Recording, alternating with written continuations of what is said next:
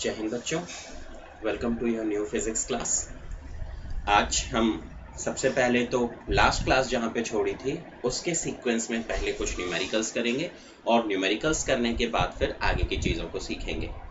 ठीक है, तो जो हमने combination of resistances last class में सीखा था, कॉम्बिनेशन ऑफ रेजिस्टेंस में हमने ये सीखा था कि इन अ सीरीज कॉम्बिनेशन क्या होता है, R is equal to R1 plus R2 plus R3 and so on.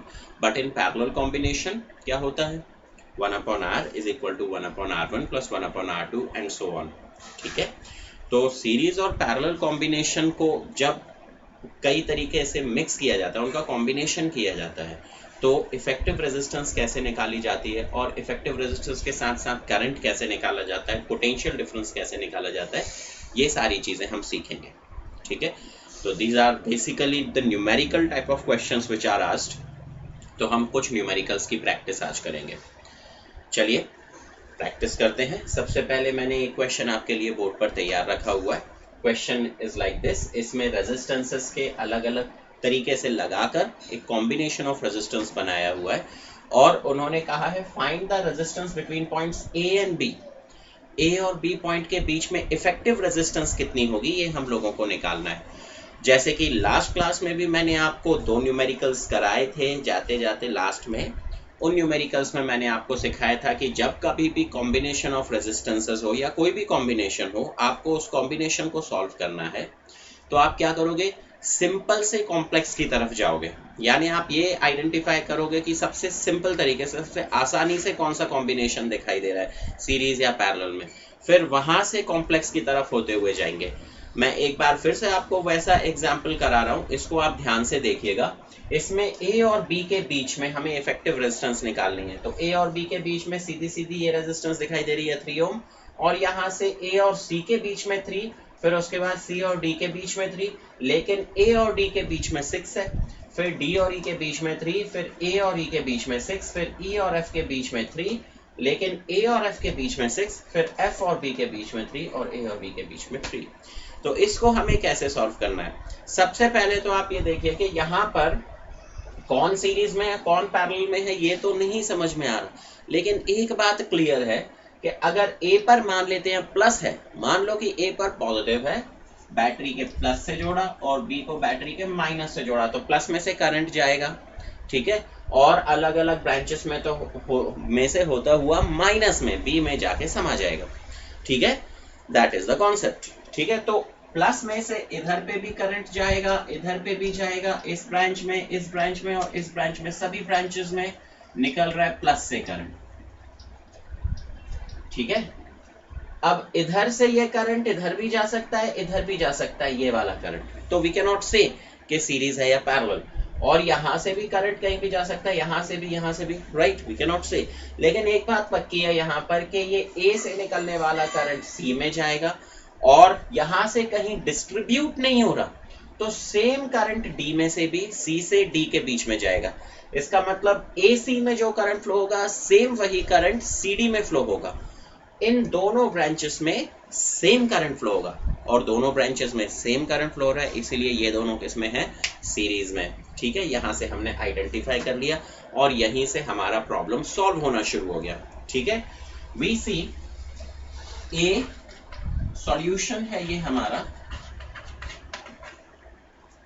A C and C D are in series. ठीक है, इसका मतलब ये दोनों रेजिस्टेंस भी किस में आ गए, सीरीज में। ठीक है, अब जब ये दोनों रेजिस्टेंस सीरीज में आ गए तो क्या होगा, फिर जब सीरीज में रेजिस्टेंस होते हैं तो इफेक्टिव रेजिस्टेंस कैसे निकाली जाती है, R is equal to R1 plus R2। ठीक है, तो मान लेते हैं, मैं इन सब के नाम दे दे रहा हूं, this is R1, this is R2, this is R3, this is R4, this is R5, this is R6, this is R7, this is R8 and this is R9। तो टोटल 9 रेजिस्टेंसेस हैं, R1, R2, R3, R4, R5, R6, R7, R8, R9। ठीक है, तो क्या हम ऐसा लिख सकते हैं, R1 and R2 are in series. ठीक है, R1 और R2 सीरीज में है तो इफेक्टिव रेजिस्टेंस को हम क्या लिखना चाहिए, R12। R12 कितना हो जाना चाहिए, दोनों का सम R3 + 3 यानी कि कितना हो जाना चाहिए, 6 ओम। ठीक है, लेकिन जब R12 6 ओम हो गई तो दोनों की जगह पर अब हम एक ही रेजिस्टेंस लगाएंगे। वो एक रेजिस्टेंस कितने ओम की होगी, 6 ओम की। तो इसका मतलब A से D के बीच में एक रेजिस्टेंस है जो कितने, 6 ओम की है। तो हमारा फिगर क्या बन जाएगा, फिगर ये बन जाएगा, दिस इज A, यहां से this is B and this is 6 ohm resistance जो कि क्या है, R12 है। ठीक है, 1 और 2 के कॉम्बिनेशन के कारण R12 6 ओम का ये हो गया। ठीक है, लेकिन A और D के बीच में एक और रेजिस्टेंस है। A और D के बीच में रेजिस्टेंस क्या है, R3 जो कि 6 ओम की है। ठीक है, and the figure is like this, B and this is E, इसके बीच में क्या है, R4, E और A के बीच में दिस इज R5। ठीक है, E और F के बीच में ये है 3 ohm, this is R6। Now this is A और F के बीच में दिस इज R7, F और B के बीच में this is R8 and A and B के बीच में दिस इज R9। तो हमारा फिगर कुछ इस तरीके का बन गया है। ठीक है, इसका मतलब इन दोनों की जगह पर हमने एक ही रेजिस्टेंस ले ली 6 ओम की। अब आप ये देखिए, ये जो 6 ओम की रेजिस्टेंस है यानी R12 और R3, क्या A से D के बीच में R12 भी है और A से D के बीच में R3 भी है। इसका मतलब ये दोनों किस में आ गए, पैरेलल में। लेकिन जब जो करंट यहाँ से जाएगा या जो करंट यहाँ से जाएगा, मान लेते हैं कि करंट इधर से गया तो ये 2 ब्रांचेस में डिस्ट्रीब्यूट हो रहा है। ठीक है, 2 ब्रांचेस में डिस्ट्रीब्यूट हो रहा है, लेकिन दोनों के इधर पे जो टर्मिनल पॉइंट्स हैं वो सेम नहीं आ रहे। लेकिन एक बात पक्की है कि A और D के बीच में ये दोनों रेजिस्टेंस जो है ये आपस में क्या है, पैरेलल में है। ठीक है, तो अब हमने आइडेंटिफाई कर लिया कि R12 और R3 किस में आ गए, पैरेलल में। We will be writing R12 and R3 are in parallel. ठीक है, तो उनकी इफेक्टिव रेजिस्टेंस क्या हो जाएगी, इफेक्टिव रेजिस्टेंस हो जाएगी R123, लिख देते हैं उसको, 1 2 और 3 का इफेक्टिव रेजिस्टेंस। ये बताइए कि ये 6 ओम है और ये 6 ओम है, ये दोनों पैरेलल में हैं तो इफेक्टिव रेजिस्टेंस कितनी हो जाना चाहिए, पैरेलल में रेजिस्टेंस, इक्वल रेजिस्टेंस जब पैरेलल में होती है तो कैसी हो जाती है, वो हाफ। इसका मतलब इन दोनों के कारण इफेक्टिव रेजिस्टेंस कितनी बन जाना चाहिए, 3 ओम। ठीक है, तो अब क्या हम ऐसा कर सकते हैं कि ये R12 और R3 दोनों के कारण इफेक्टिव रेजिस्टेंस 3 ओम आ रही है, तो हम दोनों के कारण एक ही रेजिस्टेंस यहां पे लगा दें A और D के बीच में। वो एक रेजिस्टेंस का नाम क्या है, R123, और वो कितने ओम की है, 3 ओम की। ठीक है, A और D के बीच में। अब ये बताइए R123 और R4 ये दोनों कैसी आ जाएंगे, अगर यहां से करंट जाएगा तो ये करंट सेम इसमें से फ्लो होगा, यानी अब ये दोनों किस में आ गए, सीरीज में। तो इसका मतलब R123 और R4 सीरीज में रहेंगे तो हम लिखेंगे R123 and R4 are in series. ठीक है, तो इसका मतलब R1234 चारों के R123 और R4 के कारण जो इफेक्टिव रेजिस्टेंस है वो क्या हो जाएगी, दिस इज आल्सो 3 ओम, ये 3 ओम आई थी, 3 ohm, and this is also 3 ओम। तो 3 ओम और 3 ओम सीरीज में आ रही हैं तो इफेक्टिव रेजिस्टेंस कितनी हो जाएगी, 3 + 3 6 ओम। ठीक है, अब फिर से हम ये कह सकते हैं कि R123 और R4 सीरीज में है, इनके कारण इफेक्टिव रेजिस्टेंस का नाम हमने लिखा है R1234। ठीक है, तो दो अलग अलग बनाने की बजाय हम एक ही रेजिस्टेंस बना ले रहे हैं जिसका नाम क्या रहेगा, R1234। R1234, अब देखिए R1234 और R5 ये दोनों A और E पॉइंट्स के बीच में आ रही हैं, ठीक है। क्या ये दोनों अब पैरेलल में है, आइडेंटिफाई कर सकते हैं। R1234 और R5 ये पैरेलल में आ रही हैं, तो इफेक्टिव रेजिस्टेंस कितनी हो जाएगी, हम लिखेंगे R1234 and R5 are in parallel. तो इफेक्टिव रेजिस्टेंस R1234 और R5 के कॉम्बिनेशन से R12345 बन रही है, वो कितनी हो जाएगी, if this is 6 ohm and R5 is also 6 ohm, तो इक्वल रेजिस्टेंस पैरेलल में होती है, तो ऑब्वियसली क्या हो जाता है उनका कॉम्बिनेशन, उसका हाफ, ठीक है। R1 R2 upon R1 plus R2 करके देखिए, 6 इंटू 6 अपॉन 6 प्लस 6, 6 6 36 अपॉन 12 करेंगे, कितना आएगा 3, यानी कि it becomes half, sorry there was a B. तो R12345 इज 6 और 6 का कितना आ रहा है, 3 ओम, ठीक है। अब आप ये बताइए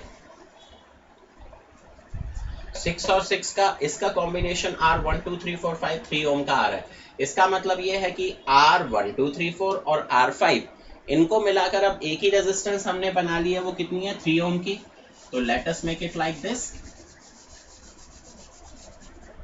ए और ई के बीच में एक ही रेजिस्टेंस है, इसका नाम है R12345 and this is of how much, this is 3 Om.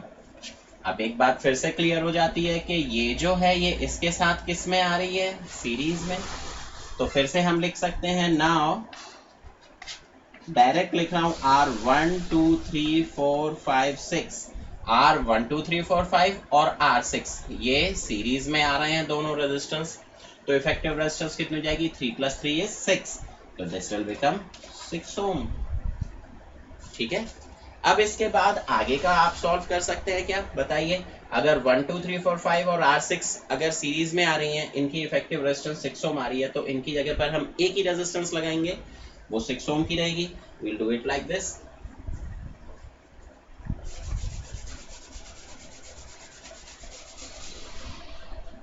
A और F के बीच में, दिस इज R7 पहले से, A और F के बीच में एक ही रेजिस्टेंस लगा दी जिसका नाम है R12345 ठीक है, और इसकी वैल्यू कितनी है 6 ओम। अब आप बताइए R12345 और R7 अब ये किस में आ गए हैं, पैरेलल में, ठीक है। This is 6 and this is also 6, तो इफेक्टिव रेजिस्टेंस कितनी हो जाएगी, इक्वल रेजिस्टेंस पैरेलल में होने पर हाफ हो जाती है, तो 6 और 6 का मतलब कॉम्बिनेशन करने पर कितनी हो जाएगी 3। तो इसका मतलब ये है कि व्हाट टू राइट, एक ही रेजिस्टेंस बना दे रहा हूं,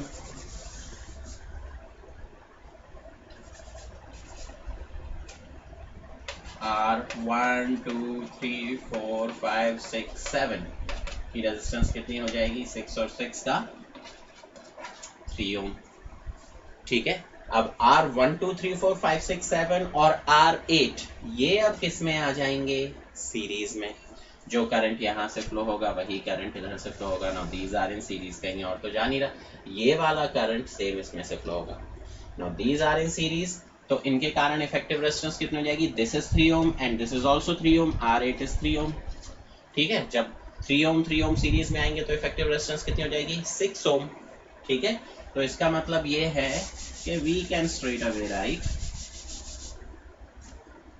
this is A, this is B, A और B के बीच में पहले से 3 ओम थी और एक ये रेजिस्टेंस हो गई R1 2 3 4 5 6 7 एंड 8, ये कितनी आ रही है 6 ओम, ठीक है। अब आप बताइए R1 2 3 4 5 6 7 8 और ये R9 है 3 ओम की, ये दोनों अब पैरेलल में आ रहे हैं, पैरेलल में आ रहे हैं, तो इफेक्टिव रेजिस्टेंस को हम R कहेंगे। तो R इफेक्टिव क्या हो जाना चाहिए, इन दोनों के पैरेलल कॉम्बिनेशन से इफेक्टिव रेजिस्टेंस का फॉर्मूला क्या लिख सकते हैं, सिंस 6 और 3 अलग अलग हैं तो हम फॉर्मूला लगा सकते हैं R1 R2 upon R1 plus R2, तो वो कितना हो जाएगा 6 3 ज़ा 18 अपॉन 6 + 3 इज 9, यानी कि कितना आ रहा है 2 ओम। That's the answer. ठीक है, तो करना क्या है इस टाइप के कॉम्बिनेशन में, जब आपको इफेक्टिव रेजिस्टेंस निकालना हो या कुछ और भी पूछा गया हो वो निकालना हो, तो आपको कॉम्प्लेक्स से सिंपल की तरफ जाना है। सबसे पहले ये आइडेंटिफाई करना है कि उनमें से डेफिनेटली कौन सीरीज में है जिसको कि हम सिंपल से कॉम्प्लेक्स की तरफ ले जा सकते हैं। ठीक है, तो हमने ये आइडेंटिफाई किया कि ये दोनों सीरीज में थे सबसे पहले, तो इन सीरीज की इफेक्टिव रेजिस्टेंस निकाल ली, फिर उसको एक ही मान के फिर देखा कि इसके साथ वो पैरेलल में थे, फिर उनकी इफेक्टिव रेजिस्टेंस निकाली, फिर उन सबको एक ही मान के फिर देखा कि ये नेक्स्ट उसके साथ सीरीज में था, उसकी इफेक्टिव रेजिस्टेंस निकाली। इस तरीके से हम लोगों ने सॉल्व करते चले गए और फाइनली इन दो रेजिस्टेंस को रिड्यूस करके फिर एक ही रेजिस्टेंस बना ली, वो आर इफेक्टिव है जिसकी वैल्यू 2 ओम आई। इस तरीके से आपको प्रॉब्लम्स को सॉल्व करना है। चलिए ठीक है, हम नेक्स्ट देखते हैं। नेक्स्ट न्यूमेरिकल जो है वो भी काफ़ी इंटरेस्टिंग न्यूमेरिकल है। Let's C.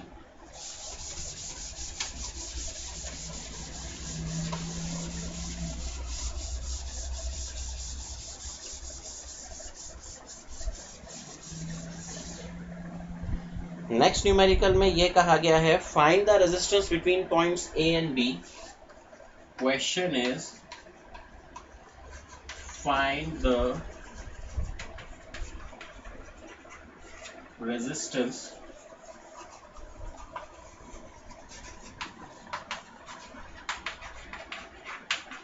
between points A and B when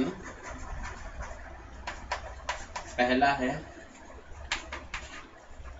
switch S is open, second है switch S is closed. Circuit क्या है? Circuit is like this. This is point A.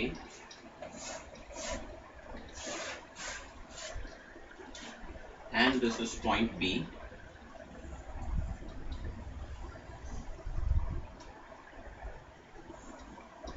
Here is the switch S. Okay? And we have 6, 12, 12, 6. We have these resistances. This is 6 ohm. This is 12 ohm. Now this is 12 ohm and this is 6 ohm. So this is the circuit diagram. What is the question? Find out the effective resistance between points A and B. Effective resistance निकालना है, पर case कितने हैं? There are two cases. पहले case में ये switch को open रखना है और दूसरे केस में स्विच को क्लोज रखना है, तब इफेक्टिव रेजिस्टेंस क्या होगी ये भी हमें निकालना है। तो दो अलग अलग केसेस में इफेक्टिव रेजिस्टेंस निकालना है। Let us find it out.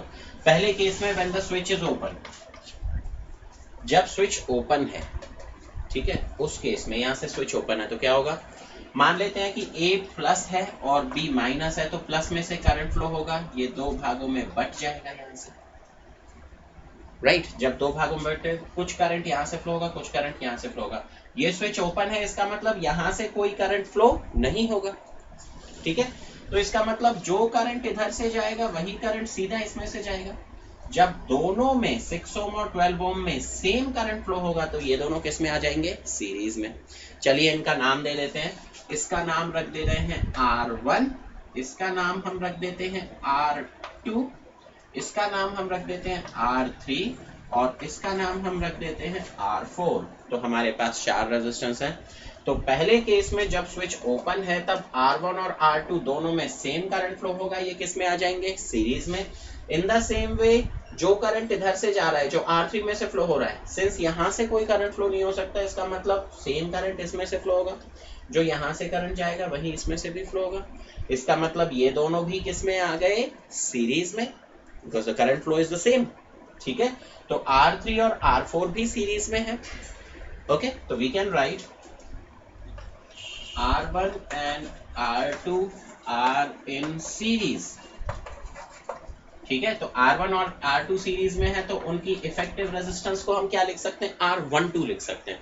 तो R12 क्या हो जाएगा, 6 और 12 मिलाकर कितना होता है, सीरीज कॉम्बिनेशन में एड अप होगा, कितना हो जाएगा, 18 ओम, ठीक है।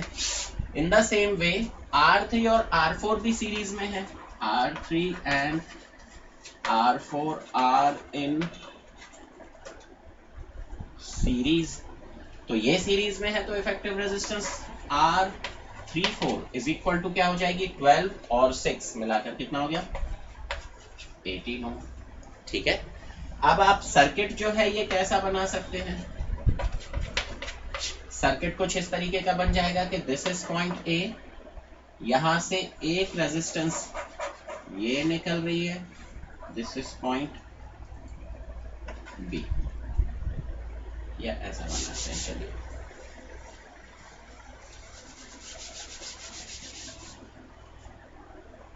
This is point A,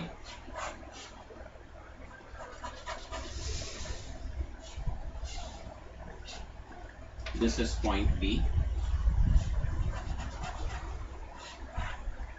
okay, ये जो रेजिस्टेंस है इन दोनों R1 और R2 के कारण इफेक्टिव रेजिस्टेंस R12 18 ओम आई, इन दोनों के कारण हमने एक ही रेजिस्टेंस लगा दी R12, और ये दोनों R3 और R4 के कारण एक ही रेजिस्टेंस बन गई R34, वो कितनी है 18 ओम, दिस इज R34, ये भी 18 ओम आई है और ये भी कितनी आई है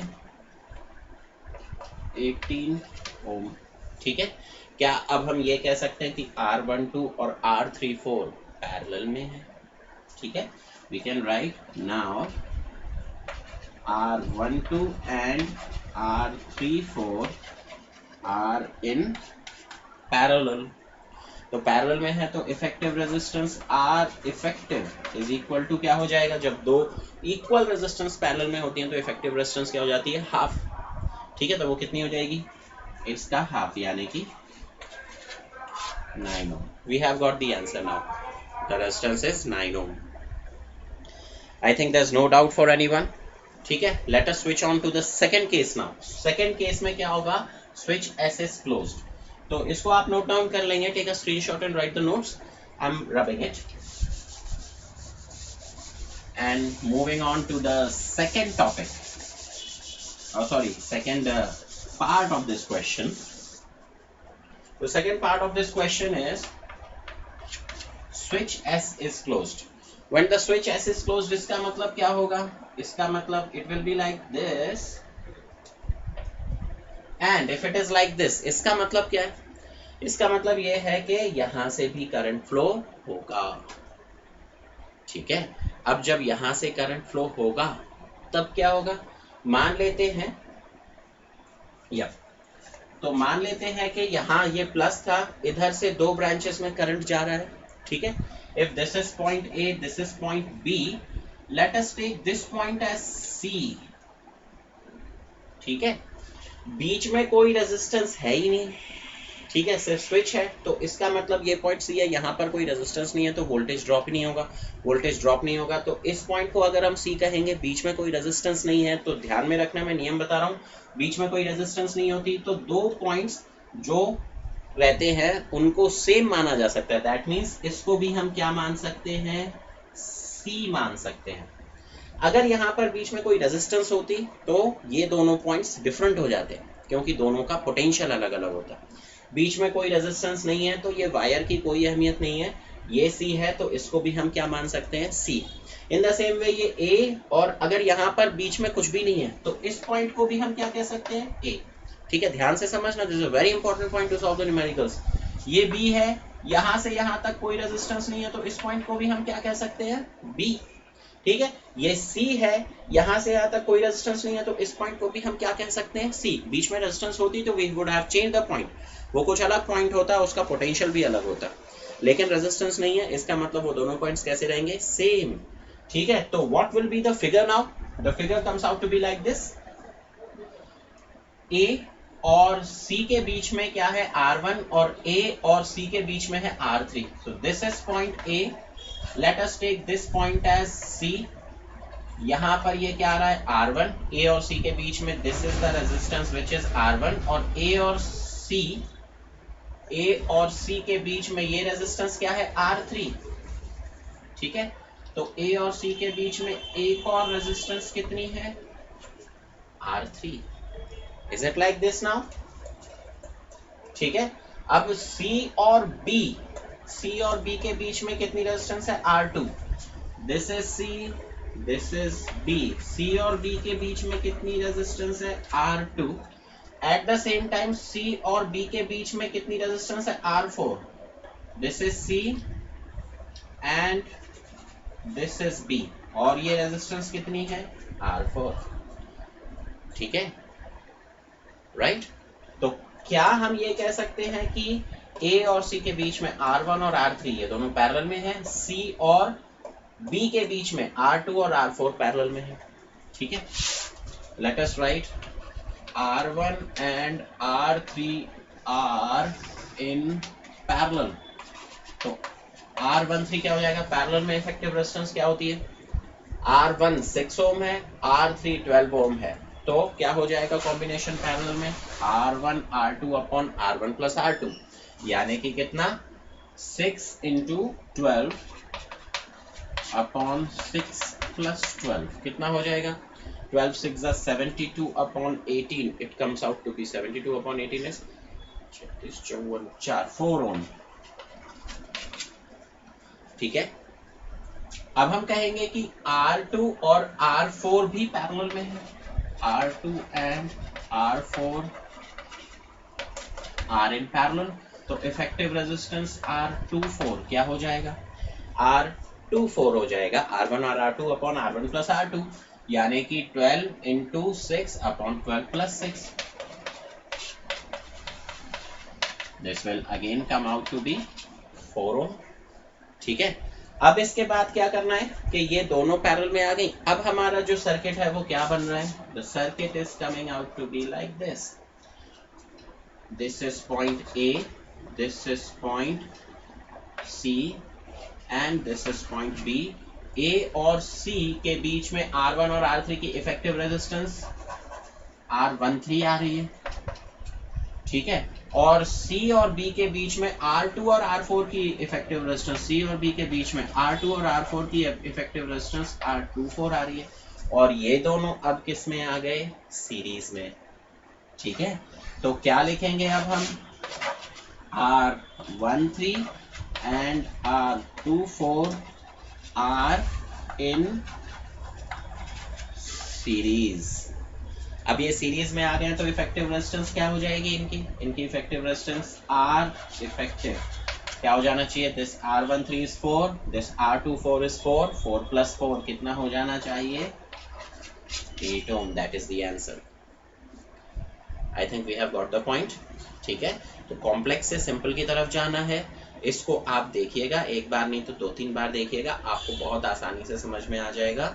नोट्स बनाइएगा और इस तरीके के सिमिलर काइंड ऑफ न्यूमेरिकल्स घर पे कोशिश कीजिए सॉल्व करने की, अगर आपने बुक परचेज कर ली है तो। ठीक है, एक और क्वेश्चन मैं आपको कराऊंगा। आज के लिए इतना ही काफी रखेंगे, फिर just one more question I would like to tell you.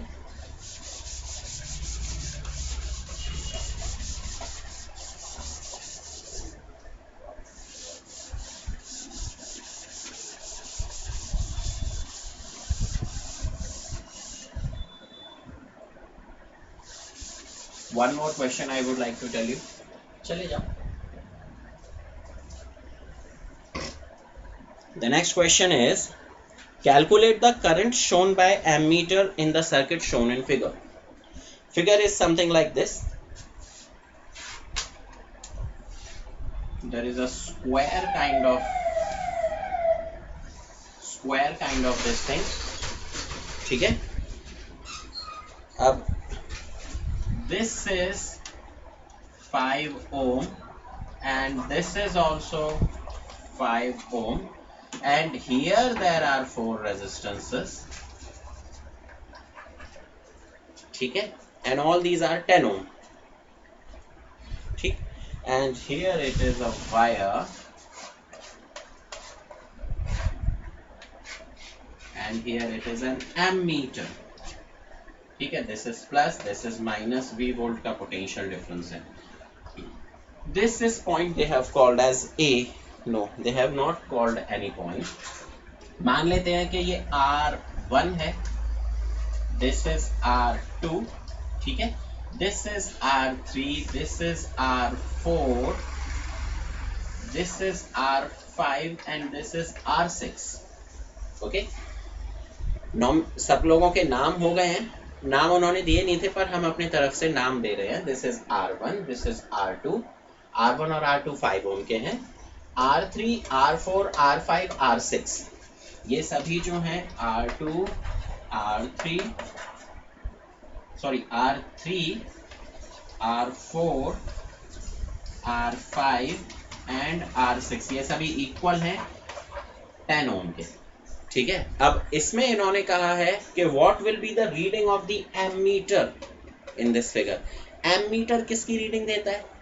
Question is, I will write the question also, what will be the reading of ammeter. That is the question. Ammeter की रीडिंग कितनी होगी?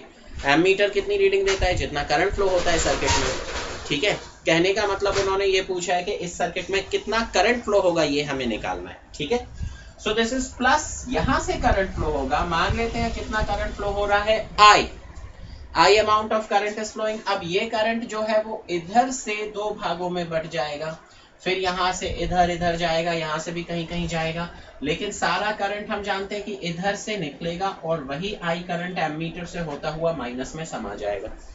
तो ये जो I current जो इधर से flow हो रहा है इसको हमें निकालना है. ठीक है, कैसे निकालेंगे?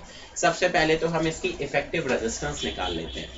ठीक है, इफेक्टिव रेजिस्टेंस निकालने के लिए क्या करेंगे, यहां पर हम लिख देते हैं, इस पॉइंट का नाम रख देते हैं दिस इज पॉइंट A, इस पॉइंट का नाम रख देते हैं पॉइंट B, और ये वाले पॉइंट का नाम रख देते हैं पॉइंट C. और इस डायग्राम को सिंप्लीफाई करने की कोशिश करते हैं. ठीक है, मैंने आपको बताया था कि वायर में बीच में अगर कोई रेजिस्टेंस नहीं है तो वायर के दोनों पॉइंट्स को सेम मान सकते हैं, ये मैंने बताया था. This is point A.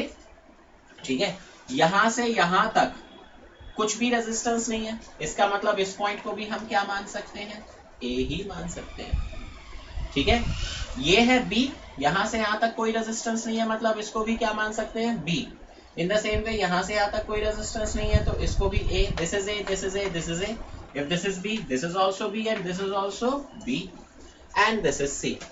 तो अब इसको सिंप्लीफाई करने की कोशिश करते हैं. A और दिस इज A और B के बीच में कितनी रेजिस्टेंस है, 5 ओम. अगेन A और B के बीच में कितनी रेजिस्टेंस है, 5 ओम. तो इसका मतलब if we take this point as A and this point as B, तो A और B के बीच में एक रेजिस्टेंस है 5 ओम की, दिस इज R1, एंड एक ये रेजिस्टेंस है 5 ओम की, दिस इज R2. ठीक है, and at the same time A और C के बीच में रेजिस्टेंस है R3, A और C के बीच में रेजिस्टेंस है R5. A और C, let us take this point as C. तो A और C के बीच में रेजिस्टेंस कितनी है, A और C के बीच में रेजिस्टेंस है R3, और A और C के बीच में एक और रेजिस्टेंस है R5, राइट, R5. अब यहां से दिख रहा है C और B के बीच में R4 और C और B के बीच में R6 है, तो C और B के बीच में R4 और R6 है. ठीक है, now this is B. Everyone understood? Now the question has become simple. ठीक है, अब ये क्लियर समझ में आ रहा है यहाँ पर कि R3 और R5 जो है वो पैरेलल में है. ठीक है, R3 and R5 are in parallel. तो उनकी इफेक्टिव रेजिस्टेंस का नाम क्या लिख देते हैं, R35. वो कितनी हो जाएगी, R3 और R5 पैरेलल में होने पर R3 R5 ये सभी जो रेजिस्टेंस है ये इक्वल है 10 ओम के, तो ये दोनों इक्वल रेजिस्टेंस पैरेलल में होंगी 10 ओम की. तो इफेक्टिव रेजिस्टेंस कितनी हो जाएगी, 10 × 10/10 + 10 यानी कि हाफ, यानी कि कितना हो जाएगा 5 ओम. ठीक है, यहाँ पर R4 और R6 भी पैरेलल में है. We will be writing R4 and R6 are in parallel. तो इनकी effective resistance R46 is equal to कितनी हो जाएगी, R4 और R6 की इफेक्टिव रेजिस्टेंस R46 हो गई, वो कितनी हो जाएगी, ये भी 10 ये भी 10. इफेक्टिव रेजिस्टेंस पैरेलल में हाफ हो जाएगी, कितनी हो जाएगी 5 ओम। ठीक है, तो अब हमारा जो डायग्राम है वो क्या बनेगा, इसका स्क्रीनशॉट ले सकते हैं आप। मैं इसको मिटा रहा हूँ यही फिगर में और आपको बता दे रहा हूँ। It is becoming something like this.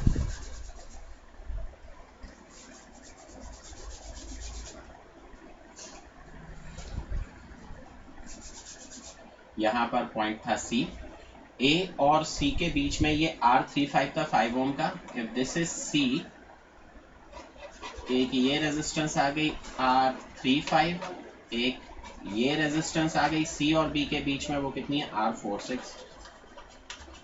अब देखो ये R35 एंड दिस R46, क्या अब ये दोनों सीरीज में आ गई हैं?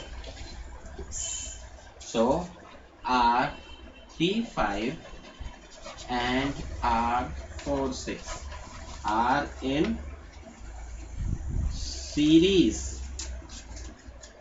ठीक है, सीरीज में है तो ये कितने 5 ओम, ये 5 ओम, ये दोनों 5 के सीरीज में होने पर कितना हो जाएगा इफेक्टिव रेजिस्टेंस 10 ओम। तो R3546 इफेक्टिव रेजिस्टेंस इन सब की कितनी हो जाएगी 3546 लिख देते हैं, तो वो कितनी हो जाएगी 5 + 5 = 10 ओम। ठीक है, अब सिंस इन दोनों के कारण इफेक्टिव रेजिस्टेंस R3546 10 ओम आ रही है, तो हम एक ही रेजिस्टर यहां पर लगा दे रहे हैं। A और B के बीच में एक ही रेजिस्टर लग गया है, उसका नाम है R3546 और वो कितना बन गया है 10 ओम का। ठीक है, अब R1, R3546 एंड R2 ये तीनों किस में आ गए हैं A और B के बीच में पैरेलल में। ठीक है, what will be the effective resistance now? जब पैरेलल में रेजिस्टेंसेस होती है तो इफेक्टिव रेजिस्टेंस क्या होती है, यहां पर बना देगा,